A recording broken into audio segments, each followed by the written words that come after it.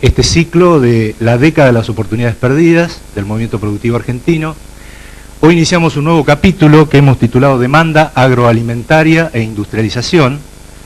Tenemos el gusto de contar con el doctor Aldo Piñarelli y el licenciado Jorge Todesca.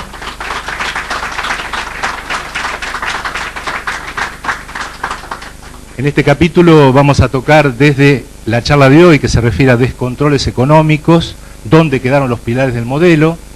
Luego va a continuar con relaciones, los términos de intercambio, inflación y política monetaria, a cargo de Rodolfo Frigeri y Eduardo Levi Yeyati, el próximo martes. El martes 4 de junio la mesa de enlace va a estar presente y el tema va a ser gremialismo empresario, movimiento federado y confederación de cooperativas agropecuarias, con los presidentes de todas las entidades.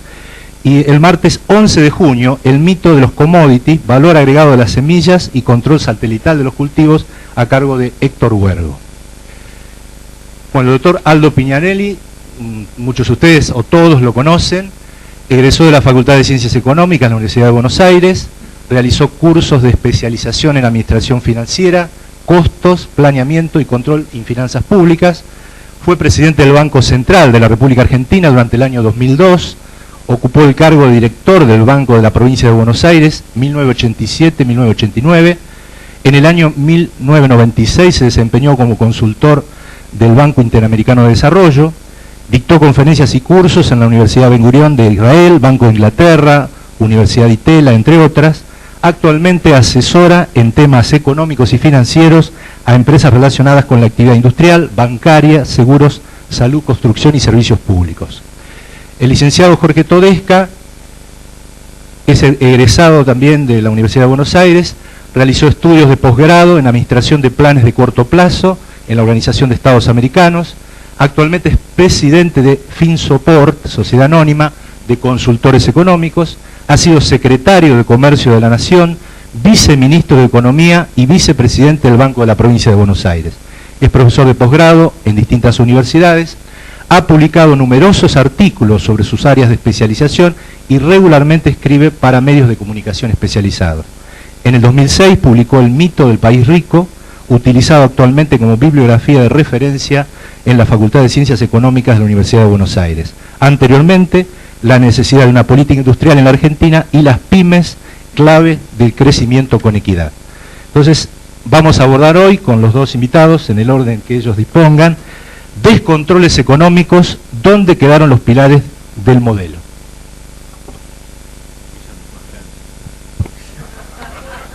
Escúchame,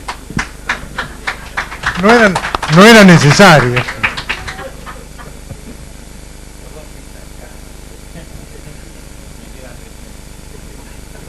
Bueno, el concepto de grandeza no necesariamente tiene que ver con la vejez. Claro.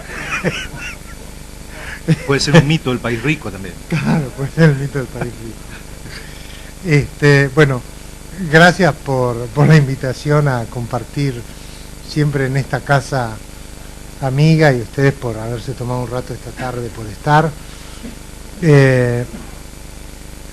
Yo hace unos años publiqué este libro, El mito del país rico, que empezó con otra idea. La idea, y en realidad la idea recorre el libro, y por lo menos voy a tratar de arrancar mi charla alrededor de estos conceptos. El nombre de lo que yo empecé a escribir era algo así como la cultura económica de los argentinos. O sea, después de haber estado en distintos gobiernos, estudiado, seguido y demás, había un hilo conductor en la cultura económica de los argentinos. Los problemas se repetían. Bueno, después cuando fui escribiendo el libro, descubrí o creí descubrir que había un ángulo más interesante y finalmente lo reorienté hacia esta cuestión del país rico. Pero subyacente está un problema permanente de la Argentina de desorden económico a lo largo de toda su historia. Si miramos las políticas económicas, tanto incluso del periodo liberal, la famosa crisis de 1890 fue una crisis financiera, una crisis producto de la artificialidad que tenía en ese momento todo el crecimiento financiero, que llevó los valores de la bolsa a extremos que luego se desplomaron. Había indisciplina fiscal enorme. La había, es más justificable porque era un proceso, el proceso de organización de la nación, la hubo en la presidencia de Sarmiento. Avellaneda fue un tipo que tuvo que administrar con una enorme deuda externa cuando terminó su presidencia, durante la cual se hicieron los primeros embarques de trigo. Dijo: esta fue la única alegría de mi gobierno, ¿no? De él es la frase de: pagaré la deuda ahorrando sobre el sudor de los argentinos y demás. Bueno, la historia financiera y fiscal de la Argentina es de alta inestabilidad, y bueno, uno, si compara países en esa misma situación histórica, bueno, había otros países, está constituyendo la nación, veníamos de procesos de guerra civil y de contiendas internacionales y demás. Pero esto continuó a lo largo de los años. En 1931 se puso por primera vez un sistema de control de cambios.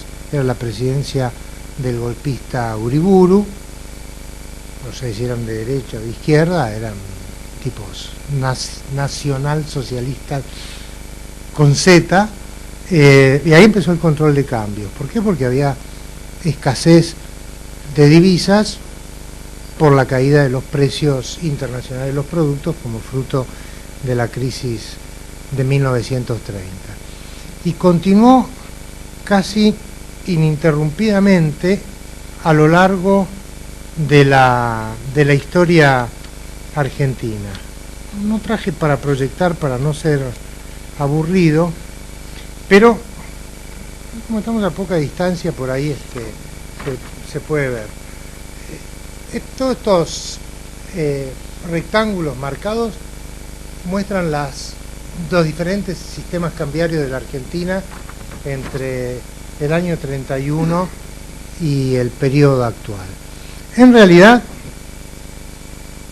los últimos 20 años, desde la convertibilidad, cualquiera sea la idea que uno tenga, uno tiene una idea crítica sobre ese periodo, fijaron un tipo de cambio y una estabilidad cambiaria que finalmente estalló. Tuvimos un mercado de cambios desdoblado durante unos pocos días, al principio de la presidencia de Duhalde, cuando pusimos el dólar a 1.40, cuando fue rebasado, liberamos el mercado de cambio y asumimos los costos de la recuperación del equilibrio, y ha habido un mercado único de cambios desde entonces hasta el 2011. La Argentina, todos esos años anteriores, ha crecido más en algunos periodos, menos en otros periodos, pero con sistemas fiscales y cambiarios extraordinariamente inestables y con una secuencia de: encuentro una vía para el crecimiento, la exploto hasta el final, empieza a generar desequilibrios, no corrijo los desequilibrios desbordan, las importaciones superan a las exportaciones, o el egreso de capitales supera al ingreso de capitales, y finalmente se produce un estallido, una rectificación del rumbo, un nuevo punto de partida, y todo vuelve al momento anterior. Eso es lo que pasó hasta el momento de la convertibilidad en 1991. Eso es lo que pasó particularmente, pero no exclusivamente, a lo largo de la década de 1980, una década de alta inflación, una época también de déficit fiscal mayor que el actual, mucho mayor que el actual, con financiamiento del Banco Central que llegó a equivaler al 14% del producto, que culminó en la hiperinflación. La década del 70, bueno, fue una década de caos. El periodo militar, desde el ángulo liberal, inventó este tema de la tablita, pero en esencia fue más o menos lo mismo. Finalmente estalló, excesos, bueno. Entonces la cuestión es, la verdad que uno tenía la expectativa de que a partir del punto de arranque nuevo que pusimos en el 2002, pudiéramos inaugurar una época en que sin los artificios de la tablita ni los artificios de la convertibilidad, la Argentina pudiera tener un sendero de desarrollo y de crecimiento estable, apoyado en una política monetaria, fiscal, financiera razonable, aquello que con Jorge Remes llamábamos un país normal, ¿no? Ni más ni menos. Bueno, el modelo era un país normal. Un país normal es eso, un país que puede tener déficit. Sí, claro que puede tener déficit, hasta es bueno que haya un déficit. Si uno tiene que reconstruir el sistema de transporte de un país, no lo puede pagar al contado con el presupuesto de un año. Necesita tener crédito internacional. Si uno tiene que reconstruir el sistema energético de un país, igual. Pero acá, poco a poco, el gobierno fue comiéndose esos momentos iniciales tras el colapso de la convertibilidad, incurriendo en los mismos desequilibrios que la Argentina había tenido una y otra vez, antes de la crisis del 30 de un modo y después de la crisis del 30 de otro modo, incluyendo partes del periodo del gobierno del general Perón, en que hubo alta inflación, hubo desborde en el tipo de cambio, también hubo, ¿no? No hubo todo el tiempo, hubo, y Perón buscó rectificar y logró rectificar el rumbo de la economía. Ahora, a lo largo de todos estos años ha habido un aprendizaje internacional. Hoy no se discute con la misma latitud de problemas que hace 40, 50 o 60 años. Alemania cae en la hiperinflación, entre otras cosas porque la idea de la relación entre la cuestión monetaria y la inflación no era la misma, no estaba tan desarrollada. Digo, cayeron en hiperinflación emitiendo para pagar las reparaciones del Tratado de Versalles luego de la Primera Guerra Mundial.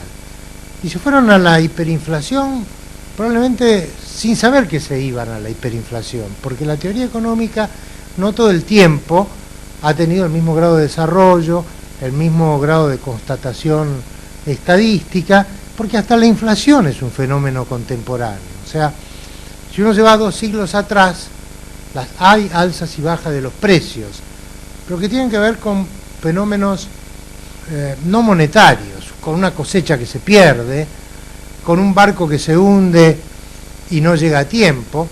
Si uno mira los viejos puertos europeos y también de Estados Unidos, en todos hay una torre en la cual los tipos que operaban en cereales miraban y veían si llegaba el barco que traía cargamentos fundamentalmente de cereales, y entonces calculaban cuánto iba a mover eso el mercado en esos días, ¿no? Es muy pintoresco. Pero bueno, pero eran esos fenómenos de alzas y bajas. Secularmente no había procesos inflacionarios. Los procesos inflacionarios, como los conocemos, pertenecen a la economía moderna, pertenecen a los últimos 2 siglos, pertenecen a la época de la economía monetaria. Tampoco había bancos centrales, no existían los bancos centrales. Ahora, ha habido en el mundo un aprendizaje, como decía antes, en cuanto a la latitud de estos fenómenos. Uno puede ser más ortodoxo, puede ser más heterodoxo, Es más, diría que hoy ideológicamente el mundo acepta más heterodoxia que en el 2002, en que estábamos en un mundo extraordinariamente ortodoxo y todo el mundo pedía ajustes, además cuando les tocó a ellos, como ahora, discuten si emiten un poco más, si emiten un poco menos. Pero nadie cree hoy, o casi nadie cree hoy en el mundo, que pueda haber un crecimiento sustentable con alta inflación, aunque la inflación de hoy en la Argentina es muy inferior a la de los años 80. Y las brechas cambiarias, bueno, también fueron altas. Y también fueron altas durante la presidencia del general Perón. En 1954 en particular había una brecha cambiaria del orden del 200%, porque había control de cambios, era una situación totalmente diferente. Pero en la economía contemporánea nadie discute demasiado estas latitudes, ¿no? Si uno mira el mundo de la década del 70, lo pensábamos de otra manera, acá y afuera. Y había inflación y hubo inflación elevada, para los términos de la época, aún en Estados Unidos. Ni hablar Brasil, que compartía situaciones de cuasi hiperinflación con nosotros, Uruguay, inflación alta, Chile, también inflación alta, todos Perú, con Alan García, primera presidencia, todos teníamos alta inflación y nos desenvolvíamos en ese mundo de alta inflación. Pero eso se acabó como pensamiento internacional. No existe más ese pensamiento. No existe nadie que lo sustente, ni de izquierda, ni de derecha, ni del medio. No hay nadie que lo sustente. Todo el mundo sabe que si uno tiene persistentemente un desequilibrio inflacionario, bueno, en algún momento o lo controla o se le descontrola y se lleva por delante otras variables de la economía. Entonces es muy curioso cómo a lo largo de este periodo un gobierno hipotéticamente o que se autotitula como progresista, aunque como revolucionario, en realidad está haciendo ninguna política innovadora de nada. Son todas las viejas y perimidas recetas de los 70 y de los 80, aunque ni en los 70 ni en los 80 por ahí hubiera la misma conciencia sobre los desequilibrios de esas políticas. Pero hoy sí hay conciencia. Fracasaron en todo el mundo, ya este mundo no es ese mundo. Entonces es curioso cómo estos tipos, con una idea entre comillas revolucionaria, con gente joven, con lenguaje y análisis marxista y demás, han metido a la Argentina en un berenjenal propio de hace 30 o 40 años y pregonan que eso es un modelo, vamos a decir, es un modelo perimido, un modelo que en la Argentina concluyó en la hiperinflación. Menem, durante el primer año de gobierno, intentó los remedios convencionales para la inflación. La Argentina no pudo reencauzar su economía y un día vino Cavallo proponiendo una receta diferente que estabilizaba la inflación, pero con el tiempo no estabilizó un problema crónico de la Argentina, que es la vocación de gastar más de lo que su sistema económico permite recaudar y financiar ese gasto de manera espuria o de la manera que la época permita. El caso de Cavallo, no con emisión monetaria, sino con endeudamiento. Quizá la ventaja de este momento respecto de los 90 es que en los 90 todo parecía estable y crecía la deuda, y como en la Argentina a nadie le importa la deuda externa, no pasaba nada. Ahora no se crece en deuda externa porque nadie nos financia, afortunadamente, nadie nos financia, entonces la deuda externa de la Argentina no ha crecido y tenemos inflación, que se ve más y se puede compartir en una charla, porque en las charlas que teníamos en los 90, cuando decíamos, cuidado, algunos, ¿no?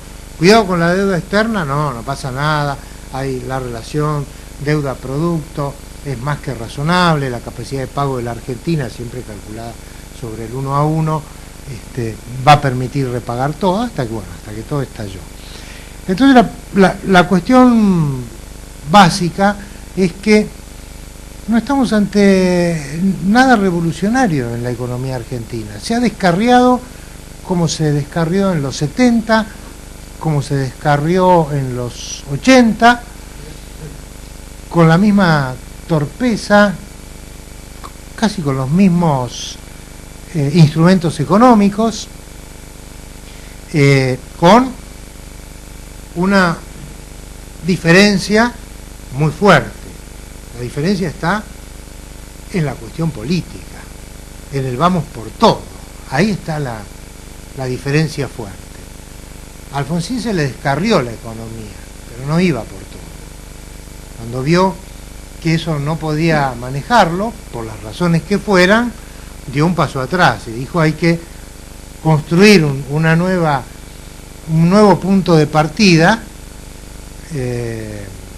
y yo lo acompañé en los últimos tiempos de gobierno como secretario de Comercio, con algunas críticas de compañeros de justicialismo, dio un paso atrás, y dio un paso atrás pues dijo esto yo no lo puedo manejar, no se le ocurrió ir por todo. Bueno, no tenía la fortaleza política para hacerlo, pero tampoco construyó poder político para hacerlo.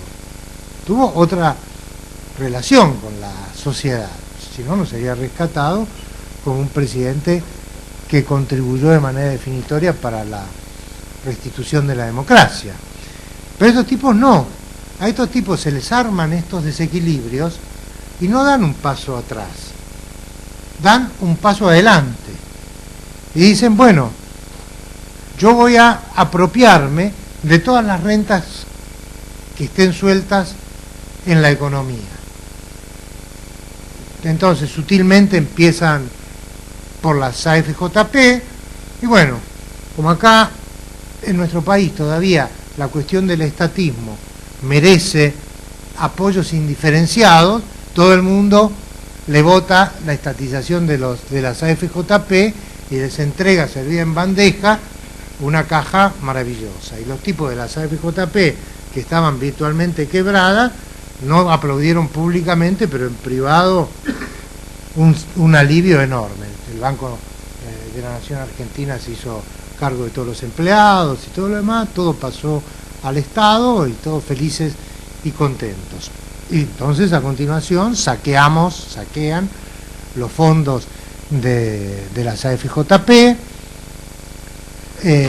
inventan el sistema de garantía de las jubilaciones y pensiones, que tiene más del 60% de títulos públicos, 15% de bonos asociados a infraestructura.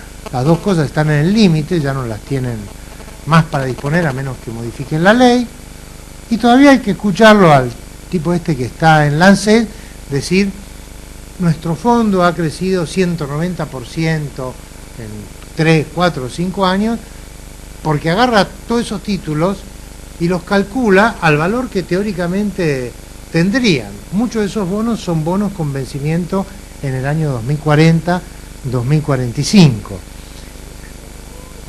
¿Perdón? No, es el valor técnico, lo que se llama el valor técnico.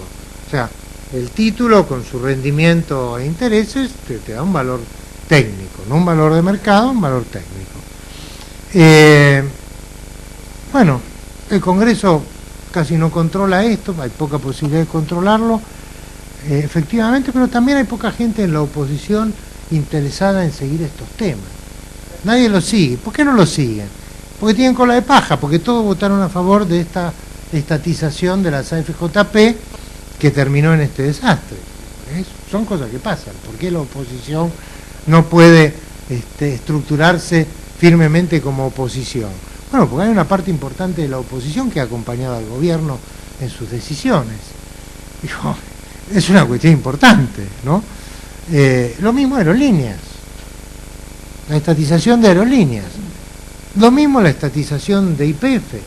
Nadie hizo siquiera la mínima auditoría al interior de YPF, pero ni hablemos de llegar a mirar efectivamente lo que pasaba en la empresa. Los balances presentados en la Bolsa de Nueva York daban cuenta, y disponibles por internet, dan cuenta del enorme endeudamiento que tenía YPF y de que en la caja de YPF no había nada. Y estos tipos sumaron a su arremetida una impericia y una ignorancia enorme, y por supuesto nadie en la oposición se molestó en bajar de internet los balances, y hoy tenemos a YPF colocando bonos por 400, 500 millones de pesos en el mercado minorista, el cual una empresa petrolera que necesita miles de millones de dólares para revertir la desinversión que hubo en estos años, en realidad es un chiste, es una broma de mal gusto que YPF aparezca en el mercado colocando bonos, más o menos como la provincia de Entre Ríos, que creo que colocó esta semana, o la provincia del Chaco, que colocó la semana pasada. Más o menos los mismos montos, 200, 300, 400 millones, Chaco, Entre Ríos, YPF, que pretende ser una compañía internacional, que se asocia falsamente con una compañía americana que también tiene sus problemas, y anunciando un programa de inversiones que no existe, que no se hará, o por lo menos que no se hará de manera inmediata. Eso nunca llegará. Entonces, creo que el tema central es, no hay ninguna política nueva desde el 2003 para acá.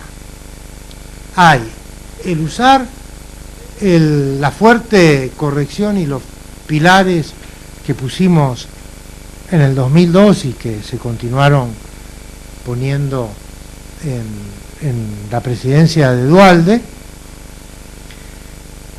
usar el colchón que eso había dado y llevar a la Argentina por un sendero que es seductor para toda la población, que es tirar manteca al techo. En este país, mientras vos tires manteca al techo y puedas tirar manteca al techo, nadie critica nada, no importa cuánto se gasta, hasta que no empieza la remesón final, ahora, ¿no? ¿Cómo control de cambio? ¿Cómo no puedo comprar el dólar barato?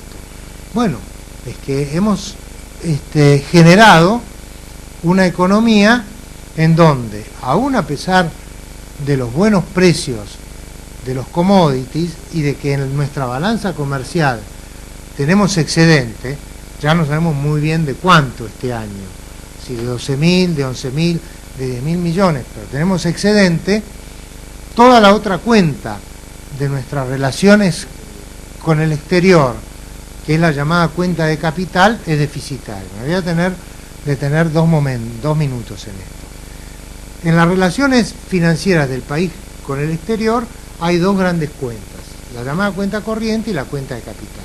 La cuenta corriente tiene los intercambios, razonablemente previsibles de una economía, porque más o menos una economía exporta una cierta cantidad, un poco arriba, un poco abajo, y lo mismo con las importaciones. El pago de intereses, que tienen que ver con deudas ya contraídas, y una cantidad de servicios, entre otros el turismo y demás. Bueno, ahí en la parte del saldo comercial, es en el único rubro que nosotros tenemos un excedente de divisas, y es el único ingreso de divisas que hay actualmente en la Argentina. Y esos son 10, 11 o 12 mil millones de dólares. Todo lo demás de nuestras relaciones exteriores es deficitario.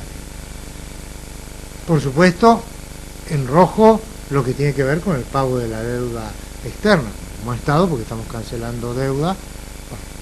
La deuda privada también en rojo, porque ninguna empresa va a tomar deuda en el exterior. Una, porque no tiene confianza en ningún proyecto de inversión, y otra porque no sabe a qué tipo de cambio la va a devolver, y otra porque quién sabe si se la presten.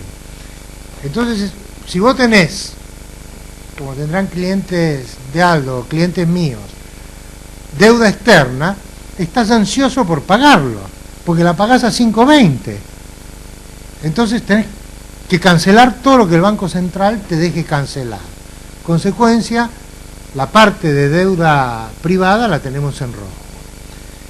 Normalmente, cuando estás en una situación como esta, los organismos internacionales, el Banco Mundial, el BID, te tiran un cable. En 2002 algún cable nos tiraron, aunque no tuviéramos un acuerdo con el Fondo Monetario. Puedes decir, bueno, mirá, como mínimo necesito que me renueves préstamos al mismo nivel que te cancelo, porque esos préstamos no han entrado en default. Por lo menos asegurarme mantener equilibrada la cuestión. Como la Argentina está peleada con todos, también con el BID y con el Banco Mundial, ese flujo es hoy negativo. O sea, la Argentina le está devolviendo más de lo que está recibiendo porque no tiene ninguna capacidad de negociación. Disculpame. Hoy tuve la noticia del BID que estamos a un voto de que nos bochen todo. Tenemos el apoyo del 50,2%, con que un solo país se dé vuelta, entramos a perder la votación de los nuevos créditos.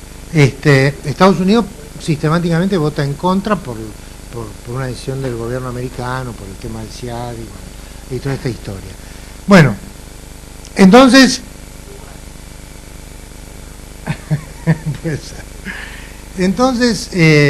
consecuencia, estamos perdiendo reservas a un ritmo de $1.000 millones mensuales, ¿no?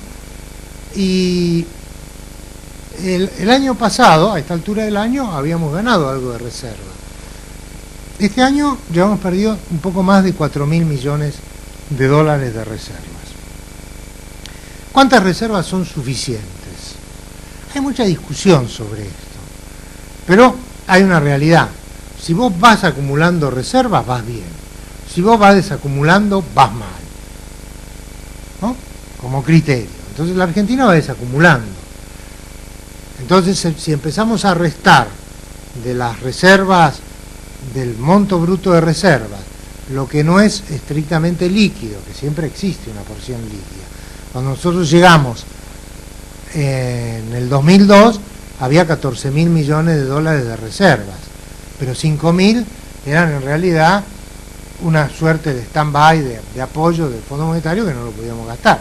Teníamos 9.000. Bueno, estos tipos en lugar de 38.000 tendrán líquidos disponibles alrededor de 25.000. ¿Por qué? Porque hay 3.000 millones que son DEC, que son derechos especiales de giro, que son parte de nuestra tenencia accionaria en el Fondo Monetario, que no se la puede devolver a nadie, no le vas a dar un papelito en un mostrador para devolverle, porque tenés algún préstamo de Basilea todavía vigente, porque el Banco Central obviamente ha vendido seguros de cambio por como $4.000 millones, que cuando llegue el momento de ejercerlos van a ser ejercidos y va a tener que ponerlo.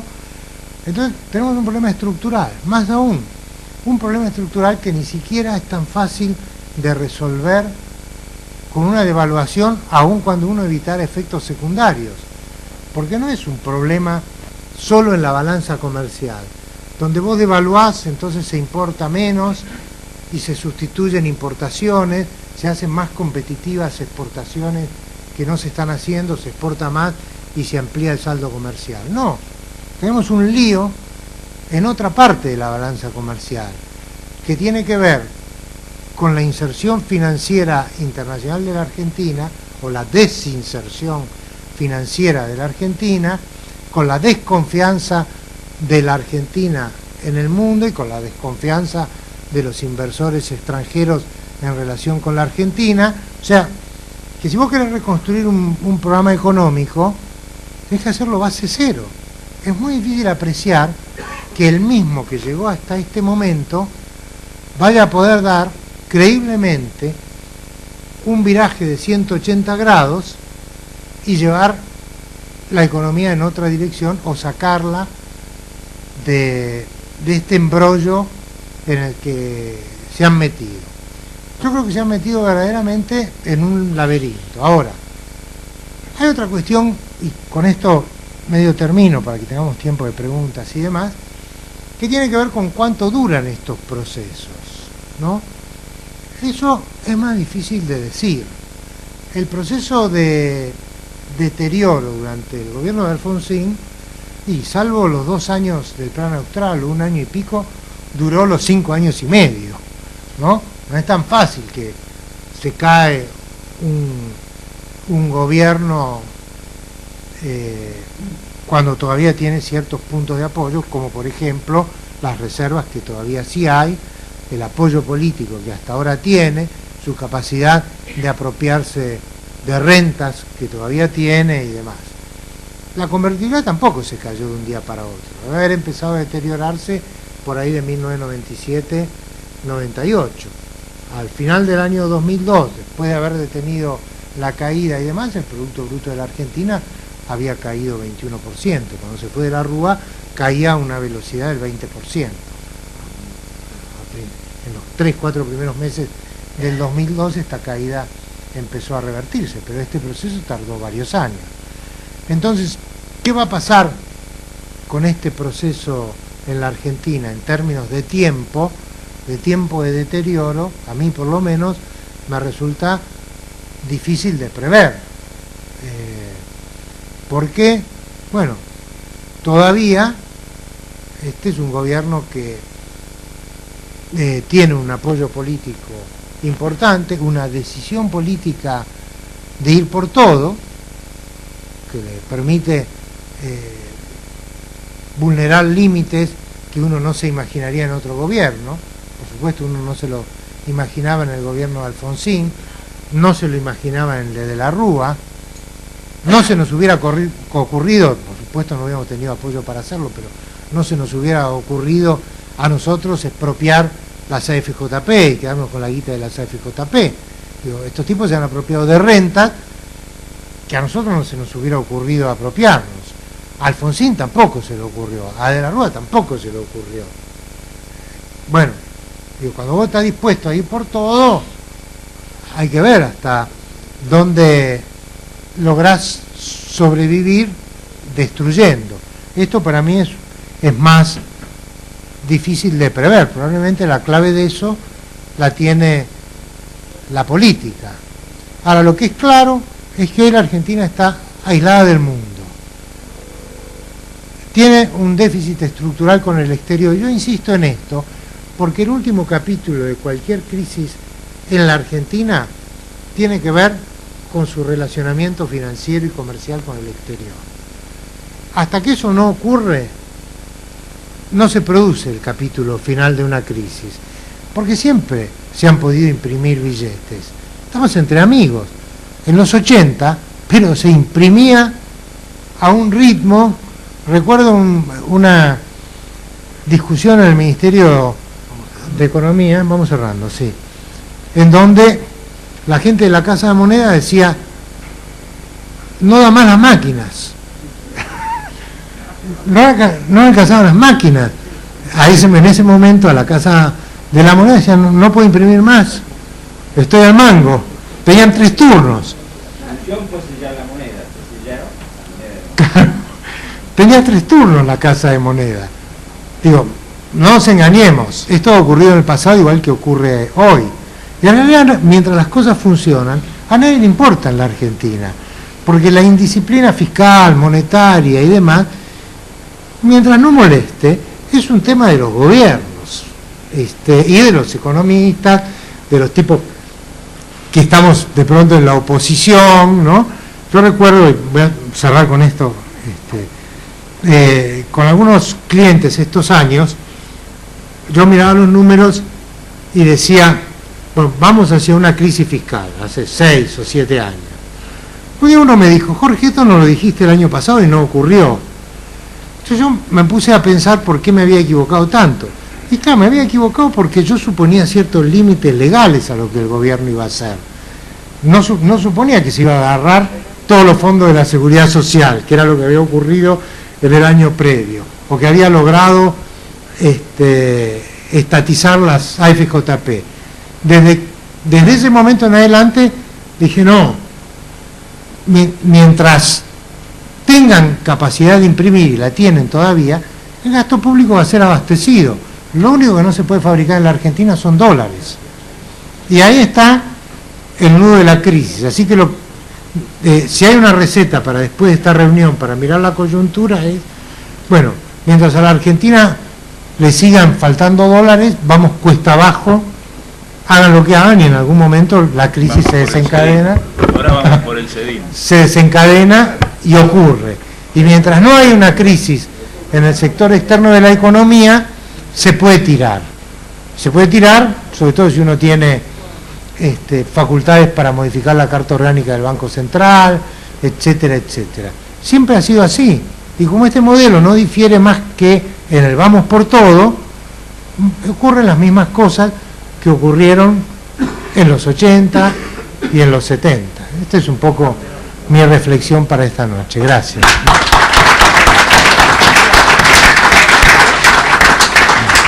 Continúa ahora el doctor Aldo Peñarelli. Ustedes pueden ir haciendo las preguntas que quieran con los papelitos que estamos distribuyendo y vamos a hablar 15-20 minutos y después las preguntas. Ahora es difícil, con Jorge habíamos hablado por teléfono, che, vos de qué hablado, que hablo yo. Le dije, bueno, déjame a mí la parte final. Entonces, como el título es un poco la década ganada, yo acabo de escribir un artículo que va a publicar Ámbito Financiero, espero, en estos días, y voy a hacer un poco reflexión de ese artículo que lo escribí el domingo. El título es 10 años de era K, década ganada, oportunidad perdida. Cuando nosotros fuimos convocados por Eduardo Duhalde en el 2002 para manejar la crisis de la convertibilidad, se tomaron medidas, como dijo muy bien Todesca, en medio de una gran crisis de crecimiento de la Argentina. Argentina había logrado en el 98, después del tequila, una performance muy buena en su macroeconomía. Si uno analiza la historia, en el año 96, 97 es cuando Argentina más crece al 12% anual en el post-tequila. Y eso fue por la ayuda fundamental de Brasil, que ya empezaba una etapa de fuerte crecimiento, y porque Argentina hasta ese entonces todavía la convertibilidad funcionaba. Pero la crisis de Rusia en agosto del 98 marca un antes y un después. Ahí es donde realmente comienza el desbarranque de la convertibilidad, nos quedamos sin financiamiento externo y la convertibilidad se basaba en eso. También la convertibilidad tuvo una etapa al inicio donde se financiaba con las privatizaciones, porque siempre hay que preguntarse el modelo con qué se financia. En el 98 hasta el 2002, hasta marzo del 2002, el Producto Bruto Interno Argentino cae un 22%, que ningún otro país de América Latina había tenido esa performance. Claro, si yo comparo los números del 2013 con lo peor de la crisis, que fue 2001-2002, tenemos una década ganada. El PBI en los primeros meses del 2002, que venía de 300.000 millones de dólares, con la caída más la devaluación que ocurrió en la crisis del 2002, no llegaba a 100.000 millones de dólares. Entonces, claro, el gobierno compara, por ejemplo, la deuda externa de ese momento con ese PBI y era el 160%. Pero si la compara con el PBI de 300.000 millones de dólares, la deuda era del 40% del PBI. Hoy, la deuda externa, tomando la verdadera deuda que hay, es más del 50% del PBI.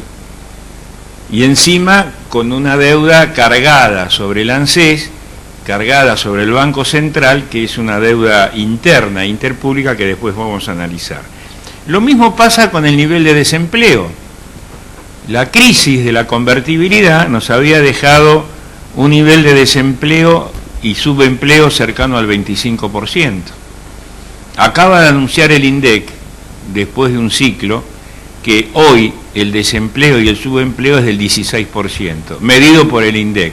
Seguramente si lo medimos por Finsopor y otras consultoras que fueron enunciadas, ese monto debe estar arriba del 20% de la población económicamente activa. También habíamos heredado un default, habíamos heredado un corralito y un fuerte déficit fiscal. Por supuesto, reitero, cuando comparamos todos los números del 2013 con ese año, ganamos una década. Pero ¿qué pasa cuando lo comparamos con los años anteriores o nos comparamos con el resto de América Latina? Tuvimos una década de oportunidades perdidas. Y esto es lo que yo voy a tratar de explicar rápidamente. El 2002 fue un modelo basado en cuatro aspectos fundamentales. Es control de la inflación, a pesar de la devaluación, con equilibrio fiscal, superávit de la balanza comercial, dólar competitivo y una política monetaria que no confirmaba la devaluación. Nosotros en el año 2002 emitimos moneda por el 17%, con una devaluación del 300% y una inflación del 42% en el 2002. Está considerado, no lo digo yo, está considerado el gobierno de Duhalde del 2002-2003, primero con el equipo de REM, después confirmado con Roberto Labaña, uno de los ejemplos más exitosos en salir de un esquema de tipo de cambio fijo como era la convertibilidad con tan baja inflación. En el año 2003, cuando Néstor se hace cargo de la presidencia, el país ya crecía al 7% anual y la inflación era del 3% anual. Medida bien, no como ahora el INDEC que habla del 10% y la inflación es 3 veces más. Esto es lo que encontró el gobierno de Kirchner. En el tema fiscal, se le entregó un país con equilibrio fiscal. Después de un gran esfuerzo, en el año 2002, para que tengan una idea, en los primeros 91 días hábiles del gobierno de Duhalde, yo estaba en el Central y tuvimos que decretar 62 días de feriado cambiario y bancario. Voy a empezar a contar algunas anécdotas, ¿sí? Y yo me acuerdo que un día me llama el presidente y me dice, che, Aldo, ¿cuándo vamos a salir del feriado cambiario? ¿Cuándo abrimos los bancos? Y le digo, vamos a ver si lo abrimos el lunes. ¿Y qué puede pasar? No sé, Dios dirá. Y me acuerdo que Duhalde, con esa franqueza que tenía, dijo en una conferencia de prensa, cuando le preguntaron, vamos a abrir los bancos, ¿y qué va a pasar? Y Duhalde dijo que sea lo que Dios quiera. Y Dios quiso que no fuera bien, ¿no? Y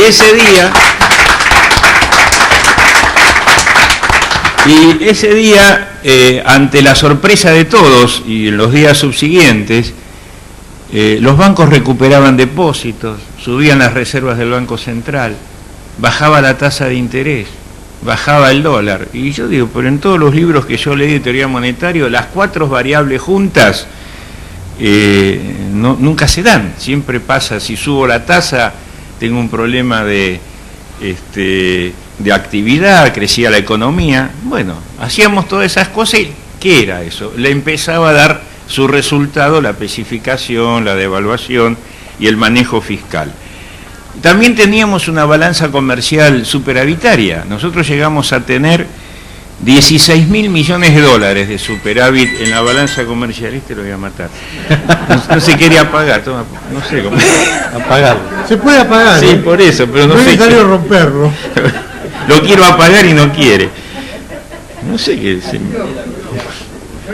No se apaga. Kicillof que no, perdón. Bueno, la cuestión es que la balanza comercial llegó a ser superavitaria en 16.000 millones de dólares, ¿no? Yo en aquella época todavía tenía una fábrica que había heredado de mi papá, que era autopartista, y me acuerdo que me llamaba el gerente de la fábrica, que no podíamos pagar la quincena a veces, y me decía, mira, puedo exportar lo que quiera, pongo cualquier precio con este dólar, y empezamos a exportar a lo pavote, a Brasil, a México, y empezó a funcionar la fábrica. Eso fue mayo del 2002. Ahora, otro dato de la balanza comercial, oportunidad perdida. La soja valía 140 dólares. En el 2002, la soja nos había dejado 5.000 millones de dólares de ingresos, porque el volumen era mucho menor y el precio estaba en 140 dólares. Este año la soja vale 560 dólares y nos va a dejar 26.000 millones de dólares. Hay que ser bruto para tener 21.000 millones de dólares más de divisas de la soja y estar en el umbral de un gran quilombo de la balanza de pagos. La verdad La década se ganó, porque ganó la soja, pero el gobierno perdió la oportunidad de hacer las cosas bien. Lo mismo pasa con la política monetaria y financiera. El gobierno, al principio, se financió con lo que le dejamos nosotros. Vamos a hablar claro, le dejamos una situación de actividad económica plena, superávit fiscal, un dólar súper competitivo, le dejamos una situación de monetaria muy sana, financiera también, las empresas habían logrado recomponer su capital de trabajo, con la especificación, me acuerdo de Rolo, que era diputado, que discutíamos qué hacer con los deudores hipotecarios, evitamos que los bancos se quedasen con 600.000 propiedades, evitamos que quebraran más de 1 millón de pequeños y medianos industrias y que quebraran más de 300.000 productores agropecuarios. Yo hace poco estuve en España, en la Universidad de Madrid, hace 2 meses, y dimos... Los argentinos ahora somos estrellas del 2002 en España, pero no quieren que digan que vamos los argentinos a hablar porque Rajoy no quiere que nos comparen con la Argentina. Me acuerdo que un miembro del gobierno me preguntó en el foro que se hizo qué habíamos hecho nosotros en el 2002. Dije, bueno, hicimos algo que ustedes no pueden hacer, devaluamos y especificamos, ustedes no pueden salir del euro. Pero ¿qué digo? Ahí se tomaron decisiones de impedir que las grandes corporaciones y el sistema bancario se quedase con la riqueza de millones de argentinos. Y este es el gran logro nuestro del 2002, porque la gente seguramente, no, a lo mejor no nos recuerda, digo yo, por lo que hicimos, pero sí por lo que evitamos que pase.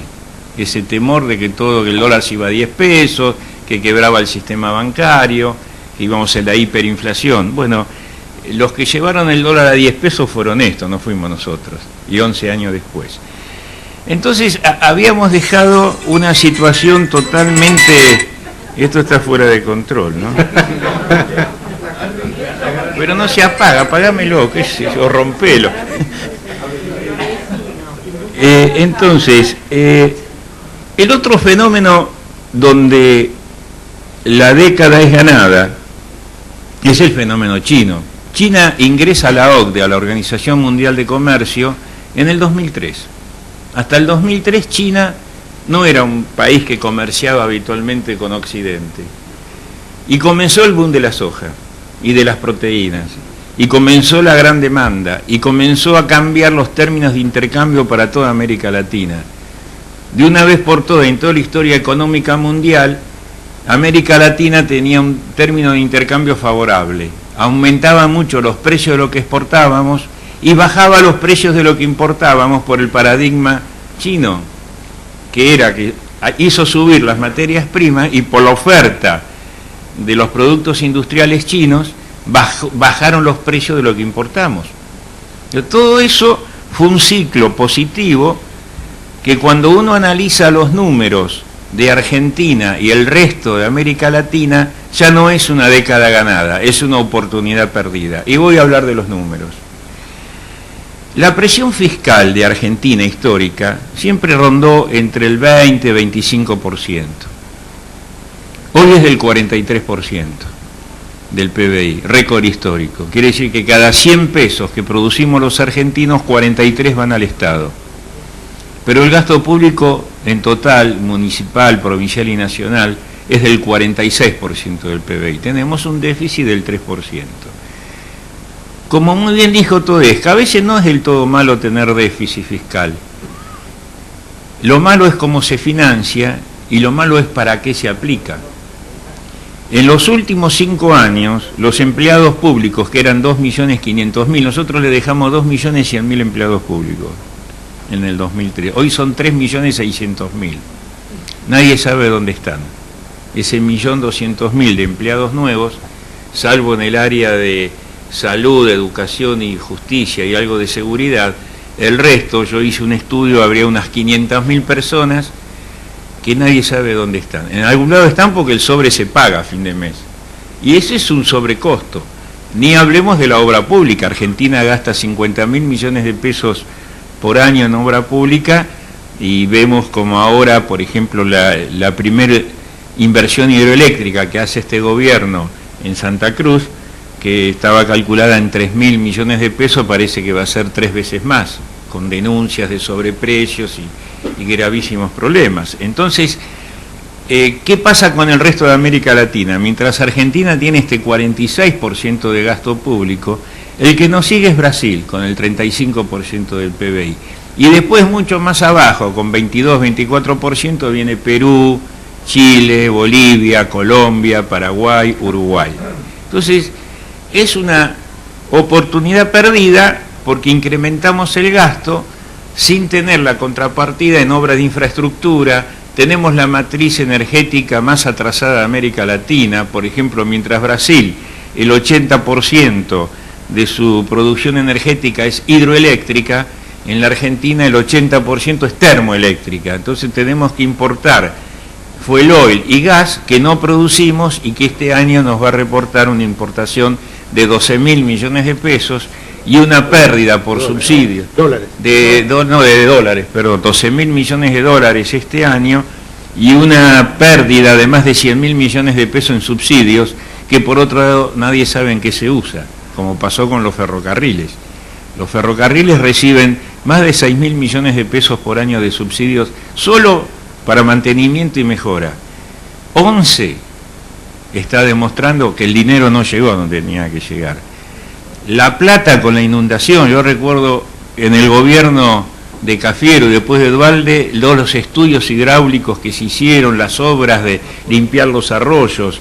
Entonces yo digo, ojo, 11 y La Plata demuestra que la corrupción mata. Y este es parte del problema de la década ganada o la oportunidad perdida.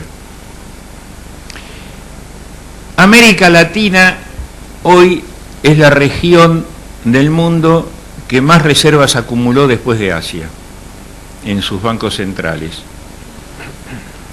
Brasil triplicó sus reservas en los últimos 10 años. Hoy Brasil tiene 500.000 millones de dólares de reservas.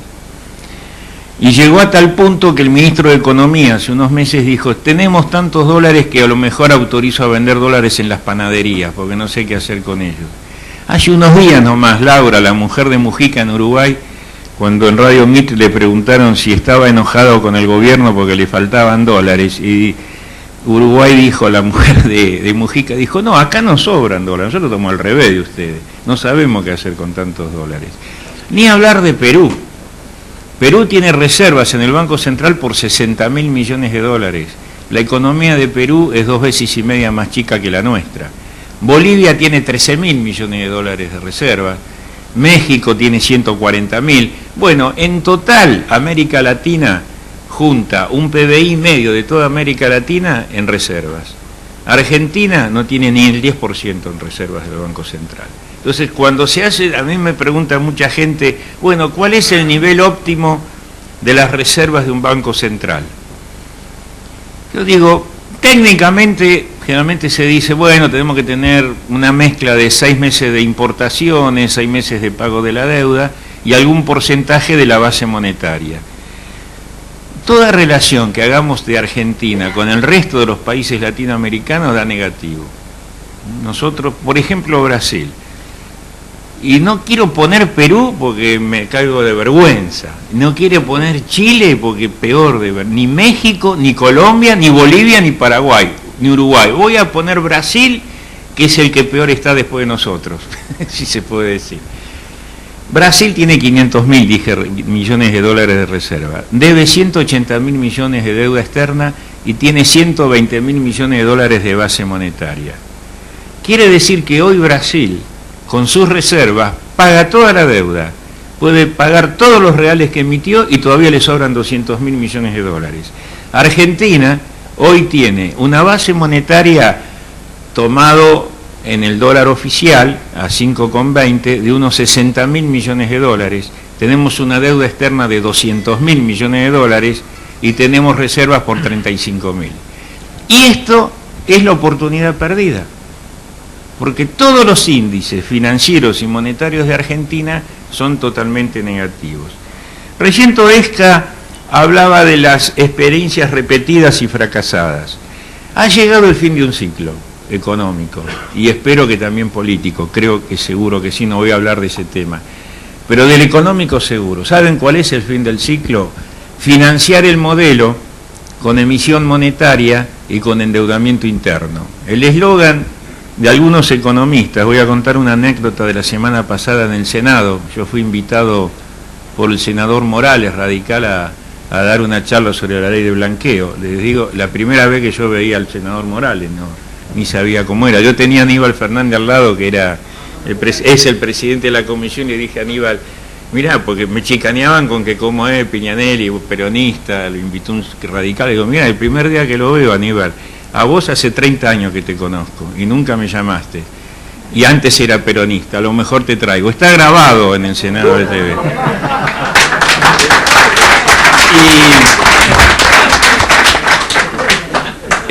Y yo decía ahí, justamente en esa conversación, planteaba la contradicción del gobierno. Le digo, muchachos, se les terminó la rosca, porque antes que yo hablase, que estuvo muy bien, Alberto Abad, estuvo increíble como buen peronista, estuvo bien, no, excelente Alberto Abad, Javier González Fraga estuvo bien, se quedó a mitad de camino, pero bien, y habló un tal Héctor Valle, a quien conocemos con Jorge, y yo dije ahí, disculpen que repita esto, pero viene a lo que estamos hablando, dije, yo muchas veces digo, ¿de dónde saca Cristina las barbaridades que dice de la economía?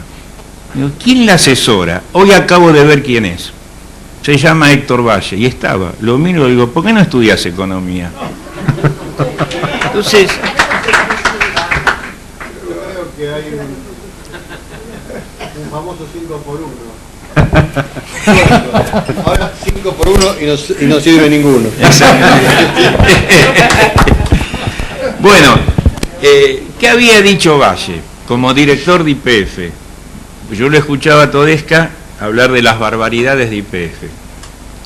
Dijo que el blanqueo de capitales demostraba la factibilidad del proyecto YPF y que YPF era brillante. Y yo me acordaba, dije, están tomando guita un año al 21% para financiar el petróleo. Esto me hace acordar al Alfonsín, que tomaba 7 días pobre para financiar el déficit en el 88, que después vino la tiene artificialmente, sin inversiones y sin apertura de la economía, es no saber nada de economía.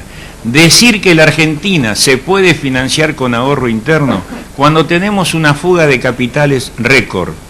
Se están fugando más de 20.000 millones de dólares por año de la Argentina, hasta plata blanca se está fugando hoy de la Argentina.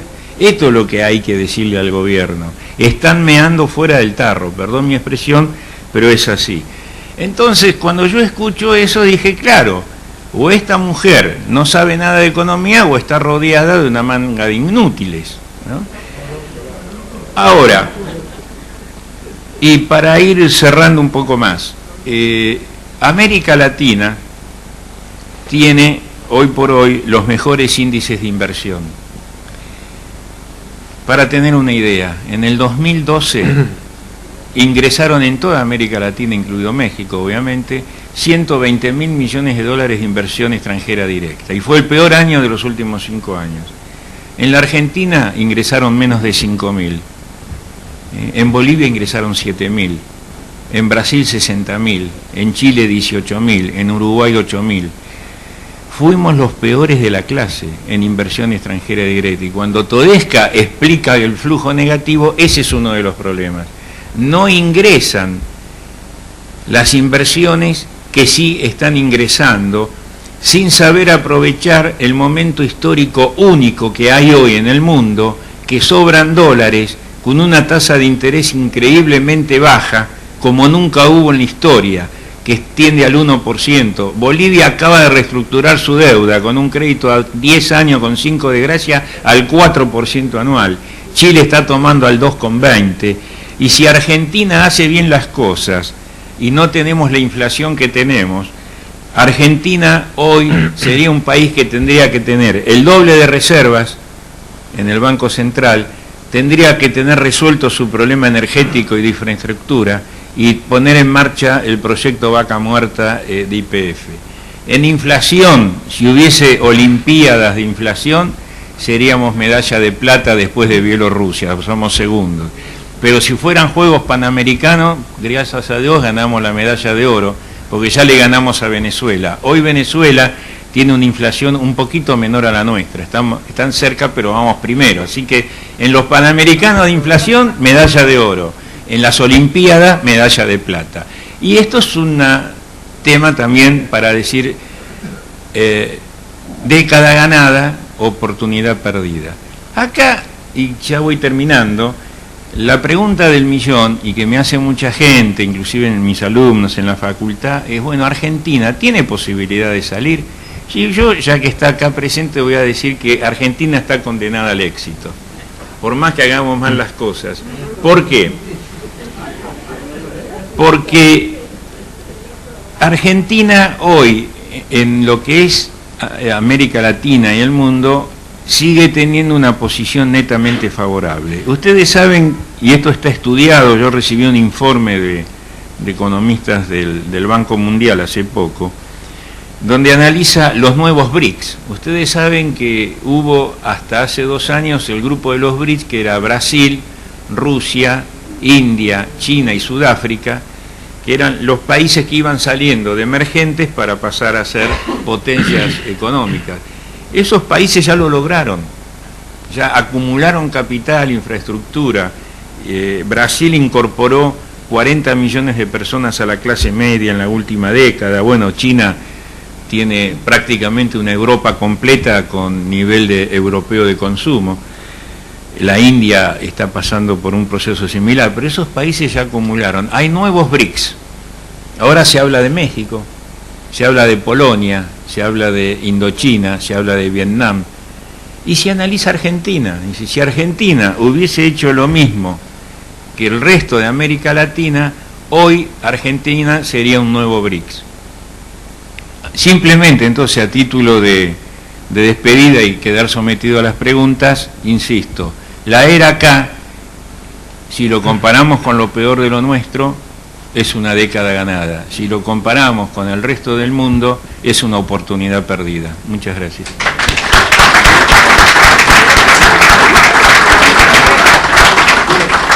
Voy a modificar un artículo por una cosa que dijiste vos. Vamos a modificar. Ya ven. Pero después tenés que confirmarme el dato. Bueno, vamos a juntar acá 2 preguntas. Una de ellas creo que se contestó. Preguntan cuáles son los verdaderos fondos de reservas en billetes estadounidenses que tiene el Banco Central y la actual deuda externa. Y a su vez pregunta a otra persona, ¿ven un desdoblamiento cambiario? ¿A qué niveles y por cuánto tiempo? Creo que se pueden. Nos dividimos. Digo, el tema de las... Perdón, preguntando, ¿es conveniente hacer el desdoblamiento solo? A ver, los desdoblamientos cambiarios en esa tablita que yo le mostré fugazmente han sido el paso preliminar para una devaluación, o sea, hacerla por partes, no es más que eso. Y muchas veces el punto de partida para después hacer una unificación cambiaria. Más o menos la historia es crisis cambiaria, desdoblamiento cambiario, unificación cambiaria durante algún tiempo, si es que se puede salir. Entonces, no se puede vivir con un mercado dual de cambios eternamente. Es un puente para que eventualmente una devaluación no sea tan fuerte, etcétera, etcétera, ¿no? Ahora, yo creo que cualquiera de nosotros lo último que le recomendaría a este gobierno es que devaluara la moneda, porque sin corregir ninguno de estos otros desequilibrios de los que hablamos, volamos en 1000 pedazos. El gobierno sabe, la gente en el gobierno hace muchas cosas locas, pero a su manera sabe que si se le profundiza la crisis del sector externo, vuela. Esto lo sabe también Kicillof, lo sabe el tipo más elemental que haya estudiado algo de la economía argentina. Su modo, no pensaron que esto les iba a pasar, y su modo de, entre comillas, resolverlo es metiendo un torniquete. Sirve tanto como un torniquete, te para la hemorragia, pero si no vas rápido al hospital te amputan la pierna o el brazo, ¿no? Exactamente. Bueno, las reservas, yo un poco di una cuenta. De los 38.000 millones, hay unos 3.000 millones que son derechos especiales de giro. Del Fondo Monetario. Que son parte de la tenencia accionaria de la Argentina en el Fondo Monetario, no toda. Hay una parte que es un préstamo de Basilea y tenencias en oro, que son unos 4.000 millones. Hay otra parte que son ventas a futuro, que son 4.000 millones. Y después está el encaje de los depósitos en dólares en el sistema financiero, que no supone que vayan a bajar a cero, ya bajaron sustantivamente. Eso hace que, digamos, líquidos, uno puede restar, según haga las cuentas, entre 10, 12 o 15.000 millones. El tema es, yo lo comparo a qué pasa si un avión está volando a 1000 metros de altitud. Pueden pasar tres cosas: que haya despegado hace un rato y esté ascendiendo normalmente y la tripulación esté a punto de servirte café.